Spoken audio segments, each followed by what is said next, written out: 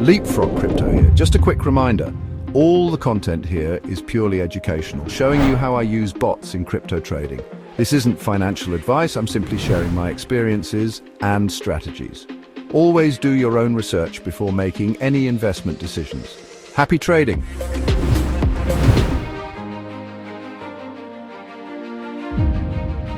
Hey everybody, LeapFrog here. Welcome to this tutorial on Gann Fans. These are geometric angles that W.D. Gann used to predict potential support and resistance in the future. The key angle is a 1. One angle representing a 45 degrees line where time and price move in harmony.